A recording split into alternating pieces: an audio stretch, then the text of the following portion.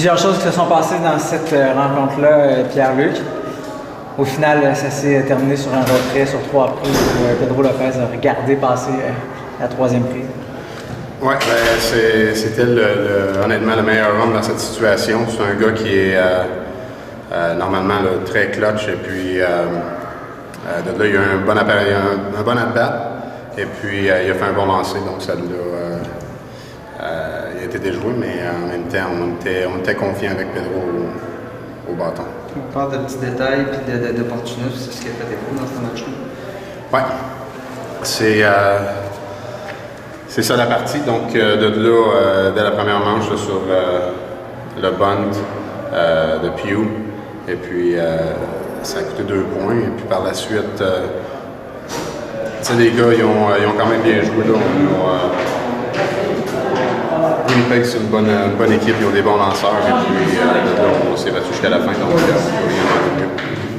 J'ai l'impression, peut-être une coupe de remontée que vous faisiez, tout ça.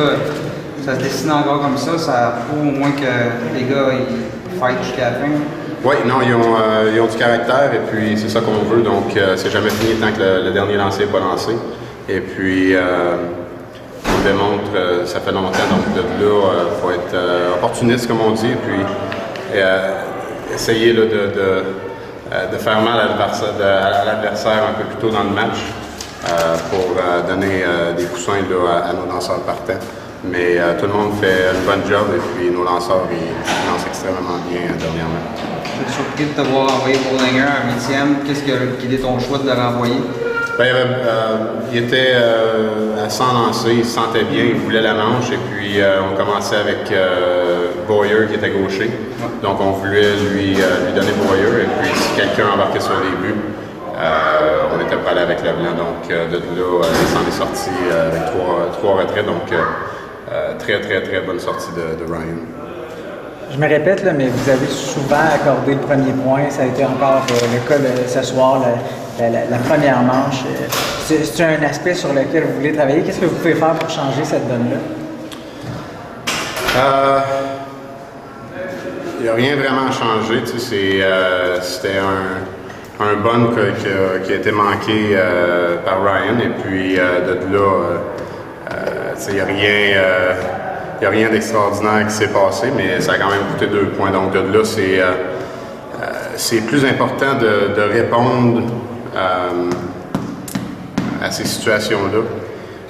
Et puis, les points, c'est sûr que tu veux les éviter le tour dans le match, mais en même temps, des choses qui vont arriver. Puis au moins, il s'est rétabli jusqu'à la fin, et puis il a très bien lancé.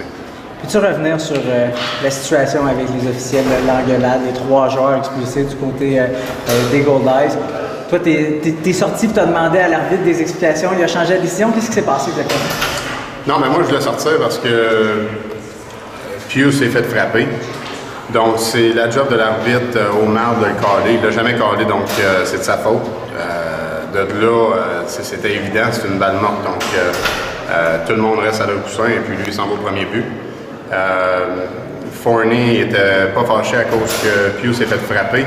C'est que l'arbitre n'a rien calé, donc de là, dans sa situation, c'est frustrant parce que il y a tout le temps de quoi qui se passe, mais en même temps, Pugh s'est fait frapper, donc c'était une balle morte. Je suis pas mal sûr que si j'aurais sorti, je l'aurais eu pareil, mais... Surtout que ces gars, ils avaient été heads-up là-dessus. Les gars, ils ont tout de suite allumé, puis si l'arbitre ne fait pas son call, ils ont raison de courir. Ils ont raison d'allumer, puis ils ont raison de faire ce qu'ils ont fait. Fait que je comprends ça.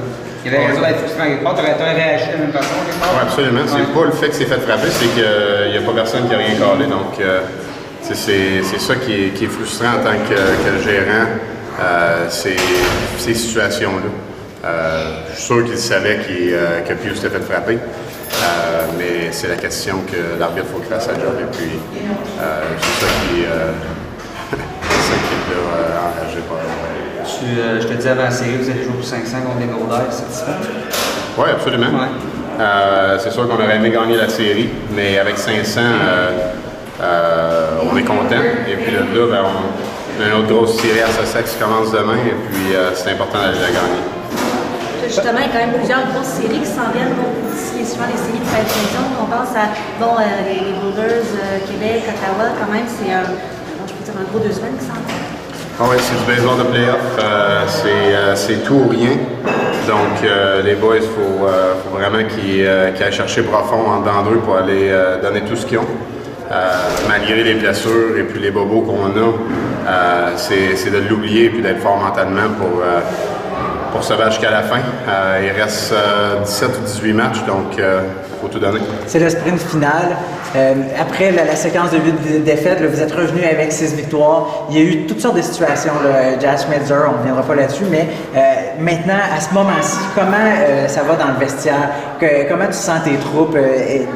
Parle-nous un peu de l'état d'esprit des Aigles au moment où on se parle. C'est excellent. Les gars ont du plaisir, les gars sont confiants. Et puis, les gars font leur job, donc c'est ça qu'on veut. Et puis, depuis la séquence de défaites qu'on a terminée, il y a un changement d'attitude dans le vestiaire.